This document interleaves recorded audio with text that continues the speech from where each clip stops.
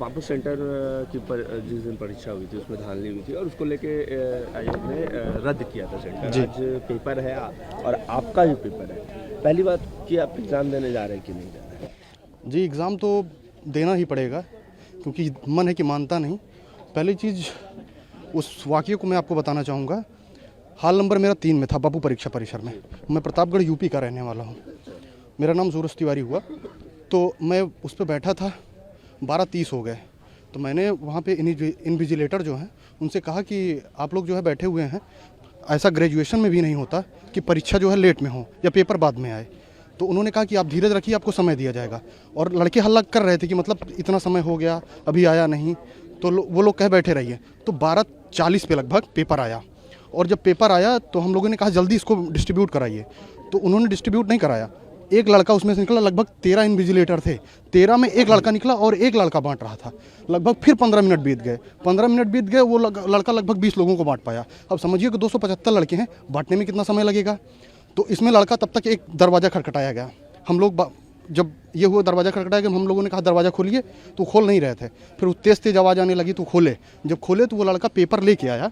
तो पेपर दिखा रहा है कि ये क्वेश्चन बाहर पड़े हुए थे और वो ऐसा पेपर नहीं था कि पेपर था, उसमें जैसे जीरोक्स करके लाया हुआ था। जीरोक्स करके वो दिखाया तो और हम लोगों ने मैच कराया। तो उसमें पहला 2 ही क्वेश्चन देख पाए क्योंकि हल्ला इतना होने लगा। 2 ही क्वेश्चन देख पाए तो दोनों मैच कर रहे थे। तो हम लोगों ने कहा कि हम लोग पेपर नहीं देंगे। जब ऐसा हुआ उसके बाद फिर कई लड़के अचानक बाहर आ गए। फिर जब बाहर आ गए काफ़ी तेज तेज हल्ला होने लगा। हम लोग बाहर आए, फिर वहाँ पर जब खड़े हुए तो तब तक डीएम साहब आ गए और एसपी साहब आ गए। तो उन्होंने कहा कि आप लोग पेपर दीजिए, समय मिलेगा आपको। तो हम लोगों ने कहा कि सर इसकी क्या गारंटी है कि समय मिलेगा, पहली चीज़। और ऐसा कहाँ होता है। और पेपर तो बाहर, फिर तब तक एक लड़का गया तो वो हाई मास्क होता है, हाई मास्क में उसने जाके देखा तो पेपर के बंडल पड़े हुए थे। और ऐसा है, अगर इस बात की अगर मैं झूठ बोल रहा हूँ तो उस बात को जो है वहाँ के सीसीटीवी कैमरे को निकाला जाए और दिखाया जाए सबको। सारी बात सही की झूठ की झूठ, सही का सही हो जाएगा। और समझिए कि हम लोग वहाँ से प्रतापगढ़ यूपी से आए हैं। यूपी से आए हैं, अब यहाँ आने में और जाने में 2 बार का किराया 5,000 6,000 हो जा रहा है। और इसका कोई गारंटी नहीं है कि पेपर सही कहाँ जा रहा है, किस वे में जा रहा है। एग्जाम देने जा रहे हैं? अब जाना तो पड़ेगा, घर वाले हैं कि मानते नहीं। प्रशांत किशोर लगातार अनशन पर बैठे, आपको इन मांगों को लेकर क्या कहेंगे उनको? बहुत अच्छी बात है, कम से कम कोई तो आवाज़ उठा रहा है भाई। ये हम लोगों के लिए बड़ी बात है। इतनी बड़ी आरजेडी पार्टी, हम लोग तो यहाँ से कोई लेना देना है नहीं। इतनी बड़ी आरजेडी पार्टी है, लगभग 80 से ज़्यादा विधायक हैं उसके। अगर आके सड़क पे लड़ते तो शायद कुछ हो जाता। आरजेडी है, बहुत सारे कांग्रेस हैं, अभी तक कहाँ थे। हमें यहाँ की राजनीति से कोई मतलब नहीं है।